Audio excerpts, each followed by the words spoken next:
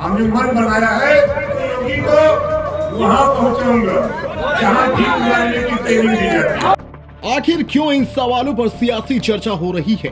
पाला बदलने में माहिर ओपी राजभर क्या बीजेपी गठबंधन में वापसी करने वाले हैं? क्यों सत्ताधीशों के लाडलों को अब चिंता सताने लग गई है कि अब उनके ऊपर कोई एक्शन होने वाला है? कहीं उनके ऊपर तो बाबा का बुलडोजर तो नहीं चलने वाला है? ये हम इसलिए कह रहे हैं क्योंकि राजभर को अब टेंशन हो गई है, इसलिए वो दिल्ली दरबार में दस्तक दे रहे हैं। ये कहना गलत नहीं होगा कि इस मुल्क में परेशानियां तो बेहिसाब हैं, लेकिन राजभर को सत्ता का नशा प्यारा है, तभी दिल्ली जाकर बीजेपी के चाणक्य के पास अपनी हाजिरी दर्ज करा रहे हैं। योगी के खिलाफ उटपटांग बोलने वाले राजभर अब शांत हो गए हैं, क्योंकि योगी के गर्मी में शिमला वाले बयान से राजभर को डर लगने लगा है। आपको बता दें, ओपी राजभर गाजीपुर में सपा गठबंधन प्रत्याशी के समर्थन में जनसभा कर रहे थे। उन्होंने कहा कि सीएम योगी जो कुछ भी सदन में कहते थे उस पर हम कुछ नहीं कहेंगे। आपको लखनऊ की गद्दी से उठाकर वहां भेजेंगे जहां भीख मांगने की ट्रेनिंग दी जाती है। इसके साथ ही वो ये भी कह चुके हैं कि 10 मार्च को मेरे अंगने में तुम्हारा क्या काम है, चल सन्यासी मंदिर में गाना भी बजेगा। पाला बदलने में माहिर राजभर के बारे में चर्चा करना कोई आम बात नहीं। इससे पहले ओवैसी के साथ भी राजभर नजर आए थे। बता दें, यूपी में योगी आदित्यनाथ के क़ियादत में नई हुकूमत के शपथ ग्रहण से पहले बड़ा उलटफेर देखने को मिल सकता है। होली के दिन सुभाषपा के राष्ट्रीय अध्यक्ष ओपी राजभर ने गृह मंत्री अमित शाह से मुलाकात की। करीब 1 घंटे चली मुलाकात में केंद्रीय मंत्री और यूपी चुनाव प्रभारी धर्मेंद्र प्रधान, बीजेपी के संगठन महामंत्री सुनील बंसल भी मौजूद रहे। राजभर ने 2022 का विधानसभा चुनाव सपा के साथ गठबंधन करके लड़ा था।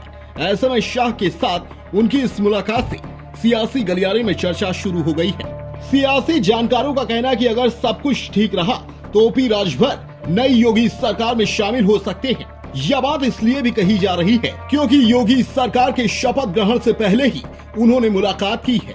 अब राजभर किधर जाएंगे? राज्य में सपा के साथ चुनाव लड़ने वाले और 6 सीटों पर जीत दर्ज करने वाली ओपी राजभर की पार्टी सुभाषपा अब एनडीए में शामिल हो सकती है। चर्चा है कि राजभर को योगी आदित्यनाथ की नई सरकार में जगह मिल सकती है। असल में राज्य में चुनाव परिणामों के बाद से ही ओपी राजभर के तेवर नरम पड़ गए थे, जबकि वह चुनाव प्रचार के दौरान भी बीजेपी सरकार को राज्य की सत्ता से बाहर करने का दावा कर रहे थे। योगी और मोदी अमित शाह हमने मन बनाया है कि जब तक योगी और मोदी, पहले तो योगी को वहाँ पहुँचाऊंगा जहाँ भीख मांगने की ट्रेनिंग दी जाती है। वही बात अगर यूपी विधानसभा चुनाव की करें तो राज्य में सपा के साथ गठबंधन करने के बाद भी सुभाषपा को ज्यादा फायदा नहीं हुआ और वह 6 सीटों पर ही जीत दर्ज कर सकी थी।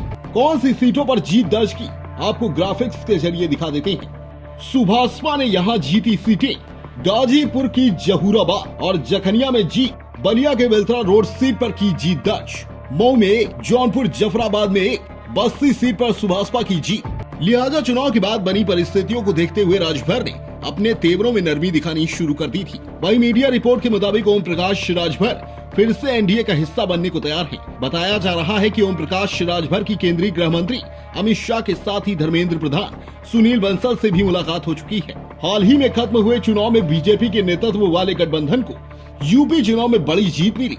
बीजेपी गठबंधन ने 403 में से 273 सीटें जीतकर सत्ता में वापसी की। ओम प्रकाश राजभर जिस विपक्षी गठबंधन में शामिल थे उसे 125 सीटों से संतोष करना पड़ा। हालांकि ऑफिशियल तौर पर अब तक बीजेपी या राजभर में किसी ने भी बयान जारी नहीं किया है और न ही किसी ने तस्दीक की है। जानकारी के लिए बता दें, साल 2017 में राजभर ने बीजेपी की क़ियादत में चुनाव लड़ा था। फिर जब यूपी में बीजेपी की हुकूमत बनी तो वह इस हुकूमत में मंत्री का ओहदा संभाले, लेकिन कुछ वक्तों के बाद ही राजभर ने बीजेपी हुकूमत के खिलाफ मोर्चा संभाल लिया था और फिर अपना रास्ता बीजेपी से अलग कर लिया। अब देखना यह है कि सियासत का ऊंट किस करवट बैठता है और पाला बदलने के लिए माहिर राजभर आगे क्या रुख अख्तियार करते हैं। Special report, global voice TV.